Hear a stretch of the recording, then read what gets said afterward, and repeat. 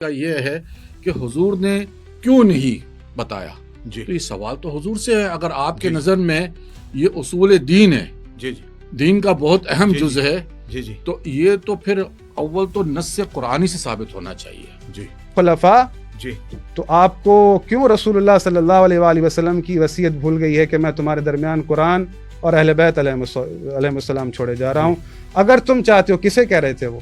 آپ اور میں وہاں تھے نہیں, اصحاب رسول خدا تھے, جی اللہ کے رسول ان سے کہہ رہے تھے کہ اگر چاہتے ہو گمراہ نہ ہو تو میں تمہارے درمیان قرآن اور اہل بیت چھوڑے جا رہا ہوں, ان جی سے جی متمسک رہنا. جی وہاں اللہ قرآن میں کہہ رہا ہے میں خلیفہ بناؤں گا, تو آپ رسول اللہ کی وصیت کو دیکھ لیں اور قرآن کی روش کو دیکھ لیں. جی بھائی یہ باتیں کہہ کر آپ اپنی جان نہیں چھڑوا سکتے. میں نے آپ کو رسول اللہ کی بات بتائی ہے, آپ رسول اللہ کی بات کا جواب دیں. ایک تو چیز ہوتی ہے کہ آپ کسی نص قرآنی سے آپ ثابت کریں جی یا پھر حدیث سے مستند صحیح حدیث سے, یا اور بہت ہی اہم جز ہے جیسا کہ زکوٰۃ ہے, صلاۃ ہے, حج بیت اللہ ہے, رمضان کے روزے, یہ تمام چیزیں تو تواتر کے ساتھ حدیثوں میں ثابت ہے. جی اس کا انکار نہ یہ کرتے ہیں نہ ہم کرتے ہیں, جی کیونکہ دونوں طرف سے سب بھی مانتے ہیں کہ یہ چیزیں جو ارکان اسلام ہیں یہ تواتر کے ساتھ ثابت ہے, کوئی بھی انکار نہیں کرتا. جی لیکن اگر کوئی ایسی چیز ہے جس کے ہمارے پاس کوئی حدیث ہی نہیں ہے, تواتر تو چھوڑ دیں آپ, جی نام کی بات ہو رہی ہے, یہ نہیں کہ 12 خلفاء کی حدیث نہیں ہے, جی جی حدیث نام کے حوالے سے ہے ہی نہیں ہمارے جی پاس. جی جہاں تک 12 خلفاء کا تعلق ہے تو حضور کی دوسری بھی حدیث ہے جی کہ میری امت میں کثرت سے میری خلفاء ہوں گے, ٹھیک خلفاء ہوں گے اور کثرت سے ہوں گے. کثرت سے اب یہ بھی معقول ہے. کیوں؟ فی امتی فی حیاتی و بعد مماتی. رسول اللہ نے کہا کہ تو میرا خلیفہ ہے, صرف اہل کی بات کہاں ہے؟ کیا امتی لفظ ہے؟ امتی لفظ ہے اس کے اچھا اندر, اچھا, کنز العمال کے اندر موجود ہے, کنز العمال بالکل موجود ہے. رسول اللہ صلی اللہ علیہ وآلہ وسلم نے فرمایا انی تارکن فیکم خلیفتین, جہاں دوسری اتنی احادیث موجود ہیں میرے بعد میرے 12 خلیفہ ہیں, میں تمہارے درمیان 2 خلیفہ چھوڑ کر جا رہا ہوں, کتاب اور اہل بیت. ان سب کو چھوڑ کر پھر آپ ایک چیز کو کیوں پکڑتے ہیں کہ وہ سارا کا سارا پھر آپ نے ایک جو ہے نا دیوار سے لگا دیا اور جو ہے ایک چیز کو پکڑ لیا. رسول اللہ نے فرمایا میرے کثیر خلفاء ہوں گے, اور اس نظام کو اس طرح سے وعدے کر رہے ہیں. کیا یہ اسلام ہے؟ کیا آپ دین اسلام کی نمائندگی کر رہے ہیں کہ اسلام یہ ہے کہ لوگوں کو مشکل میں پھنسایا جائے؟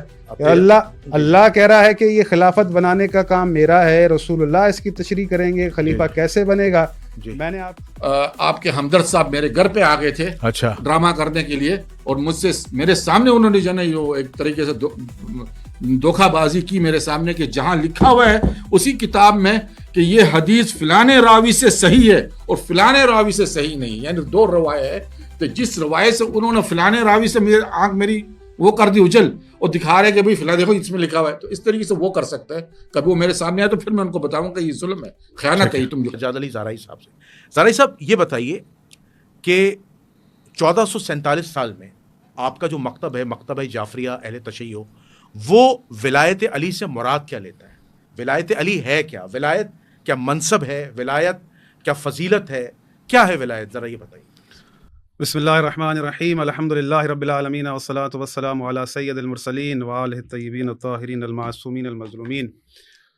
جنید بھائی, پہلی دفعہ اس موضوع پر ہم بات نہیں کر رہے, اس سے پہلے کئی دفعہ باتیں ہو چکی ہیں, اور میں تمام تر جو بھی ہمارے دلائل ہیں پیش کر چکا ہوں قرآن سے اور احادیث رسول اللہ صلی اللہ علیہ وآلہ وسلم سے. لیکن افسوس کی بات ہے کہ جہاں ہم قرآن کے دلائل اور یہ احادیث پیش کرتے ہیں تو ہمیں اس کے جواب میں نہ کوئی قرآنی دلیل ملتا ہے, نہ رسول اللہ صلی اللہ علیہ وآلہ وسلم کی طرف سے کوئی ایسی حدیث ملتی ہے. دیکھیں, بات ہم کر رہے ہیں اسلام کی. میں نے اسی یعنی پروگرام میں اسی جگہ پر کئی دفعہ یہ باتیں پہلے بھی کہی ہیں, بہت ضروری ہوتی ہیں دہرانا, یاد دلانا.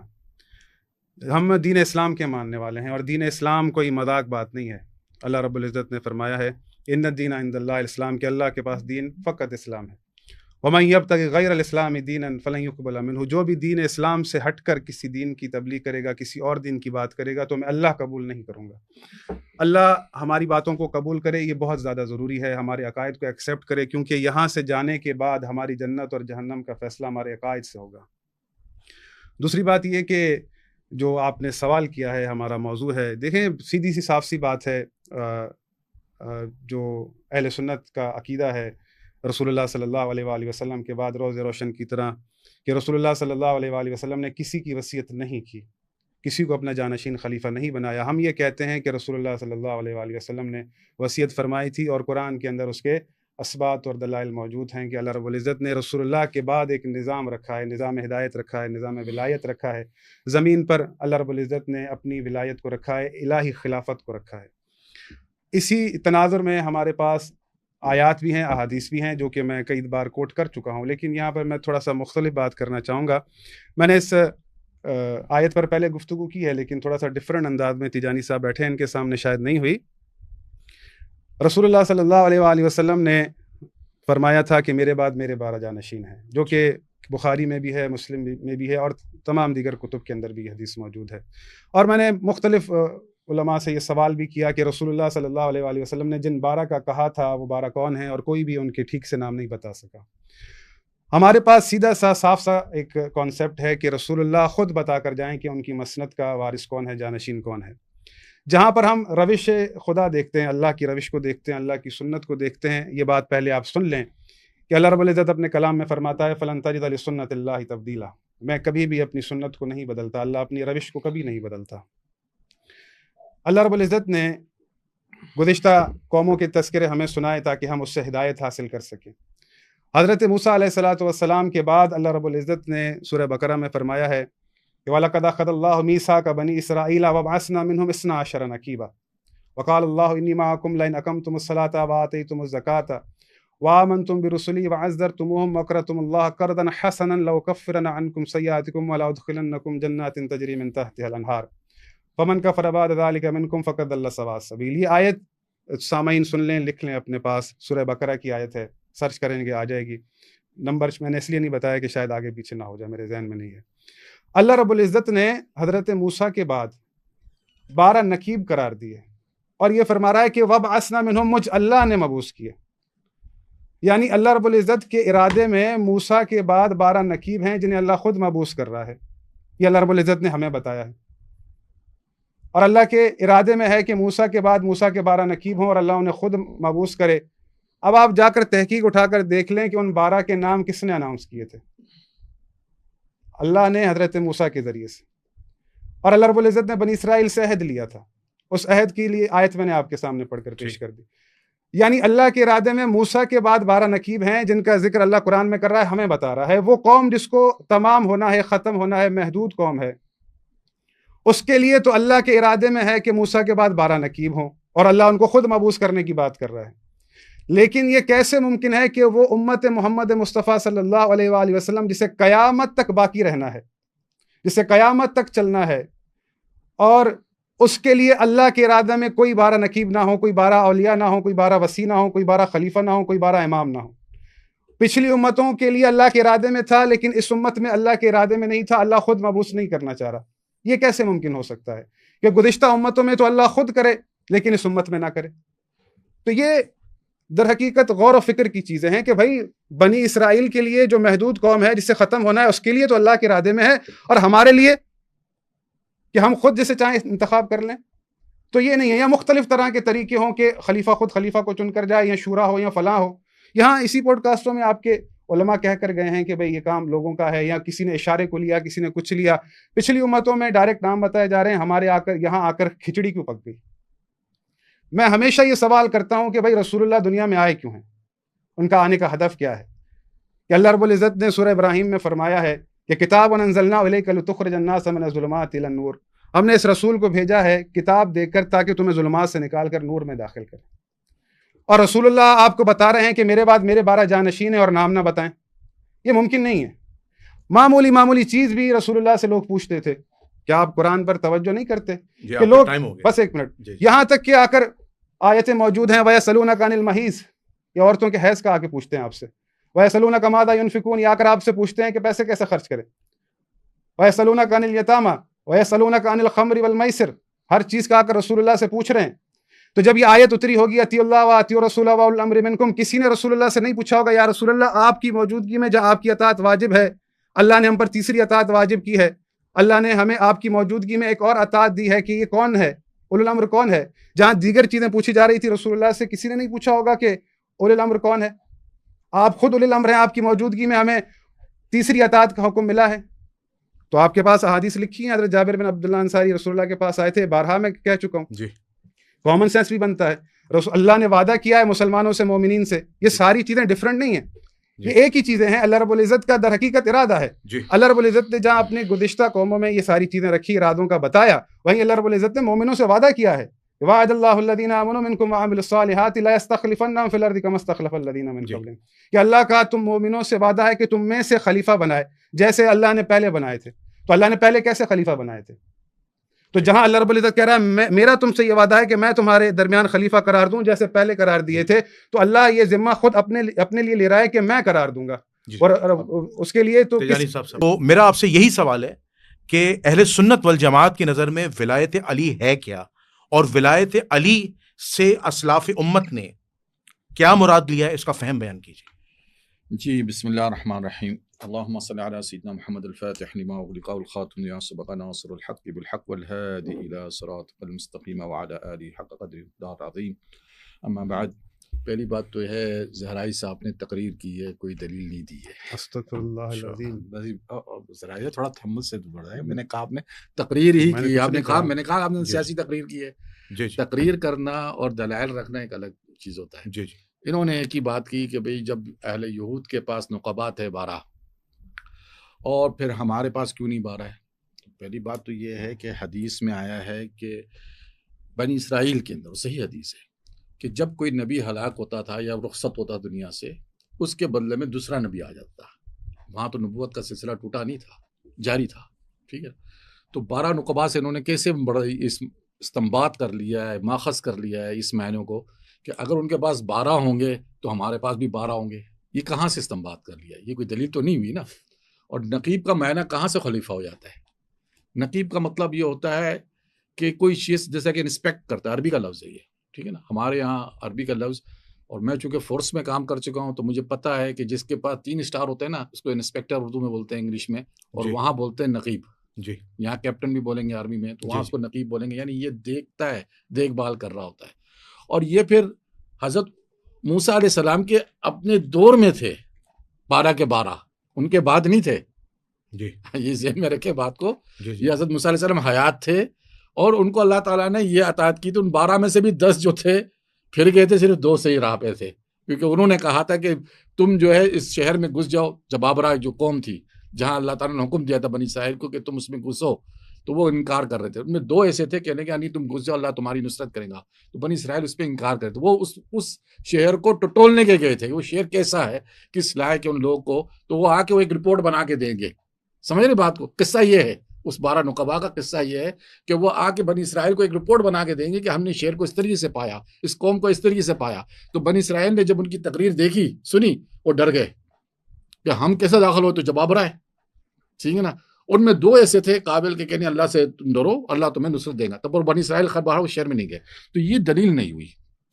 ہاں پہلی جگہ پہ یہ تو ان کی یہ دلیل نہیں ہوئی. دلیل یہ ہوتی ہے کہ حضور صلی اللہ علیہ وسلم سے ان کا یہ ہے کہ حضور نے کیوں نہیں بتایا. تو یہ سوال تو حضور سے ہے. اگر آپ کے نظر میں یہ اصول دین ہے، دین کا بہت اہم جز ہے، تو یہ تو پھر اول تو نص قرآنی سے ثابت ہونا چاہیے. ٹھیک ہے نا. ایک تو چیز ہوتی ہے کہ آپ کسی نص قرآنی سے آپ ثابت کریں یا پھر حدیث سے مستند صحیح حدیث سے، یا اور بہت ہی اہم جز ہے جیسا کہ زکوٰۃ ہے، صلاۃ ہے، حج بیت اللہ ہے، رمضان کے روزے ہیں. یہ تمام چیزیں تو تواتر کے ساتھ حدیثوں میں ثابت ہے.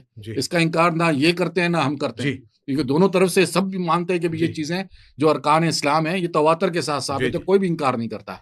لیکن اگر کوئی ایسی چیز ہے جس کے ہمارے پاس کوئی حدیث ہی نہیں ہے، تواتر تو چھوڑ دیں آپ، نام کی بات ہو رہی ہے.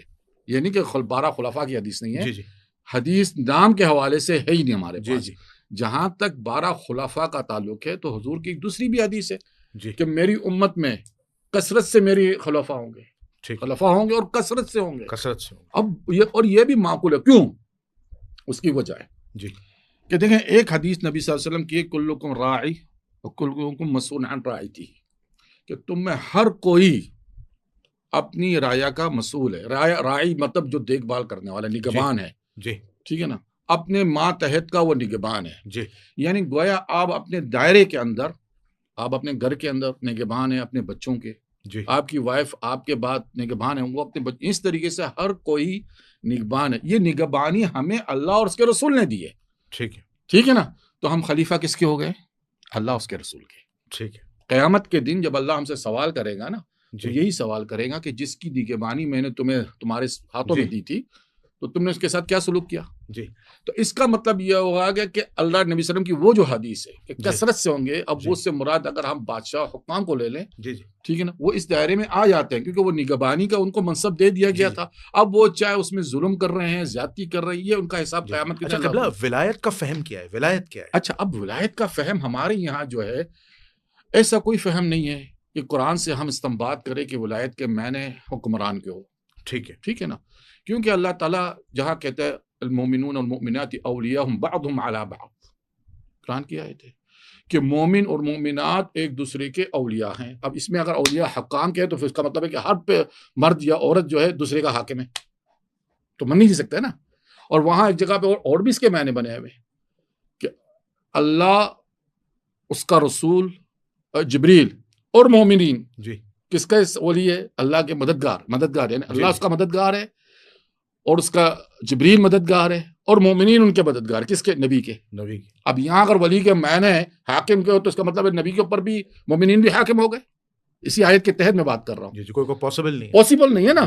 تو یہاں مراد ہم لے ہی نہیں سکتے. پھر ہمیں اگر ہم یہ کہیں کہ حدیث غدیر سے اگر یہ چیز استنباط لی جا رہی ہے مثال کے طور پہ, تو حدیث غدیر سے ہمیں پوری لینی چاہیے نا. ہمیں یہودیوں کی طرح آدھی چیزیں تو نہیں اچکانا چاہیے کہ جو میری مزے کی چیز ہے میں اٹھا لوں. ٹائم پورا ہو گیا. چلیں آپ یہ دیکھیں, ایک بات بتاؤں, یہ ٹائم کو چھوڑیں, ان کو پورا وقت دیں کہ یہ اپنی بات. ایک چیز واضح ہے ہی نہیں, تو آپ یہ کیسے دعویٰ کر رہے ہیں کہ ولایت سے مراد منصب ہے یا ولایت سے مراد مولا علیہ السلام کی خلافت ہے؟ ذرا اس پہ روشنی ڈالیں. جی دیکھیں, تیجانی صاحب نے جو میری باتیں سن کر جو بات کہی نا, ایک پروفیشنل بندہ کسی کی بات کو اگر ضائع کرنا چاہ رہا ہوتا ہے نا تو فوراً وہ یہ کہتا ہے کہ انہوں نے کوئی دلیل نہیں دی. حالانکہ میں نے واضح قرآن کی آیت پڑھی کہ اللہ رب العزت فرماتا ہے وعد اللہ الذین آمنوا منکم وعملوا الصالحات لا یستخلفنہم فی الارض کما استخلف الذین من قبلہم. ان کو چاہیے تھا کہ اس آیت کا جواب دیتے, کیونکہ اللہ رب العزت خلافت کا ذکر کر رہا ہے اور اپنی زمین کی خلافت کا ذکر کر رہا ہے, جس کو انہوں نے اگنور کیا. یعنی اس بات کا ثبوت ہے کہ اس کا ان کے پاس جواب نہیں تھا. دوسری بات یہ کہ جب اللہ کہہ رہا ہے کہ میں خلیفہ بناؤں گا, مومنوں سے وعدہ ہو رہا ہے, اور جس طرح سے انہوں نے بہت ساری باتیں کہی ہیں میں ایک ایک کر کے جواب دوں گا. اب اللہ کہہ رہا ہے میں خلیفہ بناؤں گا, تو آپ یہاں سے اندازہ لگا لیں کہ رسول اللہ صلی اللہ علیہ وآلہ وسلم کہہ رہے ہیں, بخاری کا میں نے نام لیا, انہوں نے کہا کہ رسول اللہ نے کہا ہے کہ میرے بعد بہت سارے خلفاء ہوں گے. کون سی کتاب کی حدیث پڑھی انہوں نے؟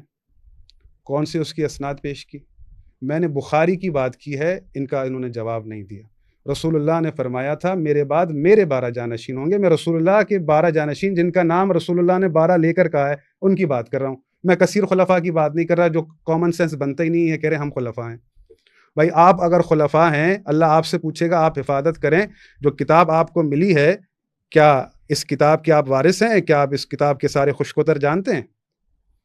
کیا آپ کو پتہ ہے کہ یہ کتاب کے اندر جتنی بھی باتیں لکھی ہیں, اگر یہ مثال کے طور پر یہ باتیں کر رہے ہیں تو میں سوال کرنا اسٹارٹ کرتا ہوں, یہ جوابات دیتے رہیں.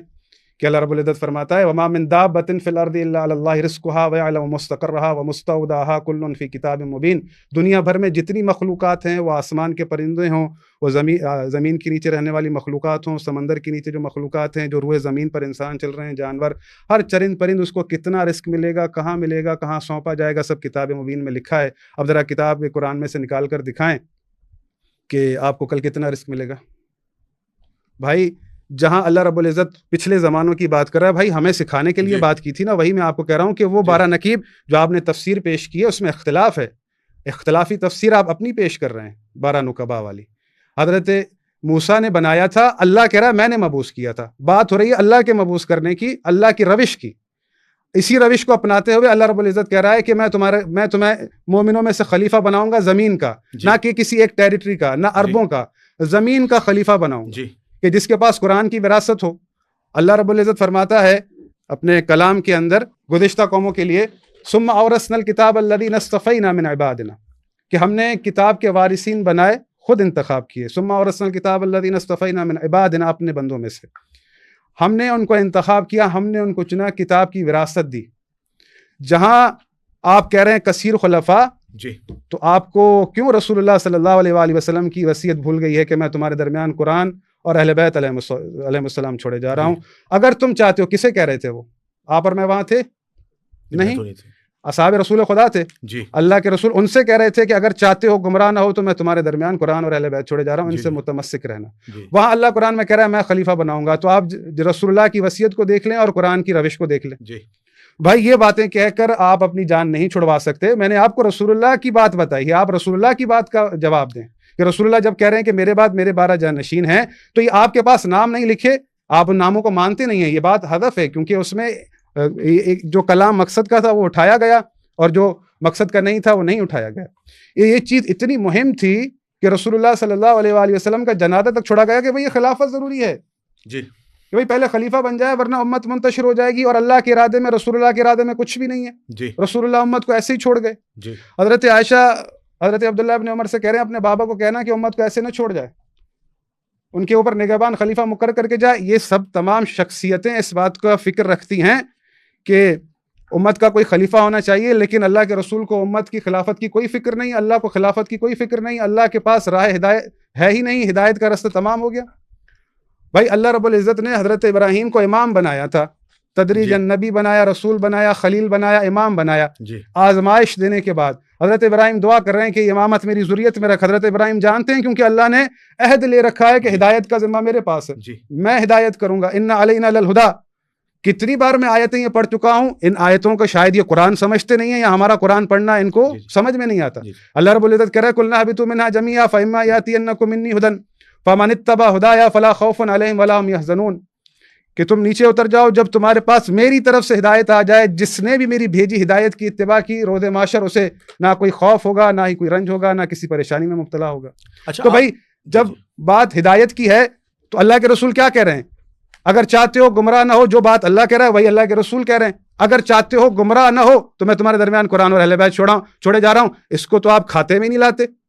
بھائی اللہ کے رسول کے الفاظ ہیں, اللہ کے رسول نے کہا تھا کہ میرے بعد میرے 12 جانشین ہیں. جب وہ اپنے اہل بیت کے لیے کہہ رہے ہیں تو جانشین انہی میں سے آنا ہے. یہ آیت پڑھی ہے میں نے آپ کے سامنے, اطیعوا اللہ واطیعوا الرسول واولی الامر منکم.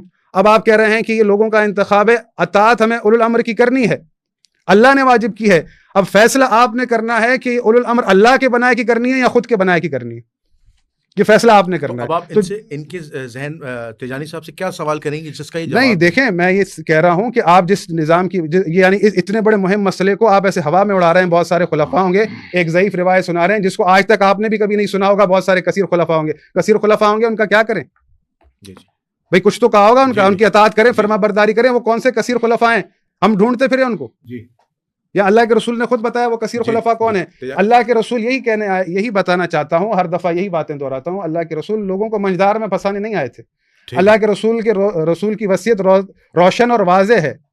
اللہ کے رسول صلی اللہ علیہ وآلہ وسلم نے واضح پیغام دیا ہے, قرآن کا پیغام واضح ہے. اللہ رب العزت نے مبرہ کر دیا ہے لوگوں کو کہ تمہارا یہ اختیار ہی نہیں ہے. میں نے کئی دفعہ تیجانی صاحب کے سامنے آیتیں پڑھی ہیں, جواب ہی نہیں دیتے کہ اللہ رب العزت کہتا ہے وَرَبُّكَ يَخْلُقُ مَا يَشَاءُ وَيَخْتَارُ مَا كَانَ لَهُمُ الْخِيَرَةُ سُبْحَانَ اللَّهِ وَتَعَالَى عَمَّا يُشْرِكُونَ. تمہارا رب جو چاہتا ہے خلق کرتا ہے, جس سے چاہتا ہے مختار بناتا ہے. تمہیں کوئی اختیار نہیں ہے تم کسی کو مختار بناؤ. مسیلمہ کذاب ان سے پہلے بھی سوال کیا تھا, رسول اللہ کے پاس آیا, یا رسول اللہ مجھے اپنا خلیفہ بنا دے اپنے بعد. تو رسول اللہ نے کہا کہ اگر تم مجھ سے یہ چھڑی مانگے میں تجھے نہ دوں. خلافت تو بڑی چیز ہے, یہ تو معاملہ اللہ کا ہے, اختیار اللہ کا ہے, بخاری میں لکھا ہے. اس کا انہوں نے کوئی جواب نہیں دیا.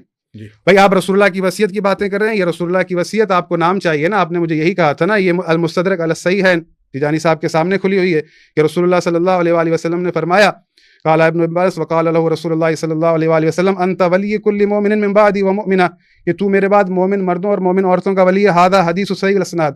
اب یہ تیجانی صاحب نے کہا کہ بھائی ولایت کا جب لفظ آتا ہے اس کی مختلف معنی ہوتی ہیں. المؤمنون والمؤمنات بعضهم اولیاء بعض. ایک منٹ, مومن مرد مومن عورتیں ایک دوسرے کے مددگار ہیں. المؤمنون والمؤمنات بعضهم اولیاء بعض. اسی طرح سے اللہ نے منافقین کے لیے بھی کہا ہے. اب یہ آیت ہے سورہ محمد کی آیت نمبر 29. اس آیت میں اللہ رب العزت فرماتا ہے, خطاب کس سے؟ منافقوں سے. تیجانی صاحب کے سامنے پڑھ رہا ہوں سورہ محمد کی آیت نمبر 22, سوری میری تھوڑا نظر کمزور ہے.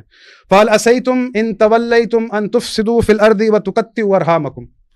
اس کا ترجمہ دیکھ لیں, یہ اہل سنت کا ترجمہ میرے سامنے کھلا ہوا ہے. فَهَلْ عَصَيْتُمْ, اے منافقو تم سے عجب نہیں کہ اگر تم حاکم بن جاؤ تو ملک میں خرابی کرنے لگو اور رشتوں کو توڑ ڈالو. اللہ کس سے کہہ رہا ہے؟ منافقین سے. فَهَلْ عَصَيْتُمْ, اے منافقو اگر تم حاکم بن جاؤ فال اسیتم ان تولیتم. اب یہ مجھے بتائیں کہ یہ تولیتم اس کا مادہ کیا ہے. یہاں پر انہوں نے تمام اہل سنت نے ترجمہ لکھا ہے حاکم, تو یہاں پر آپ دوست لکھتے, محبت لکھتے. یہاں پر آپ نے حاکم کیوں لکھا؟ کیونکہ یہاں دوست اور محبت بنتا نہیں ہے.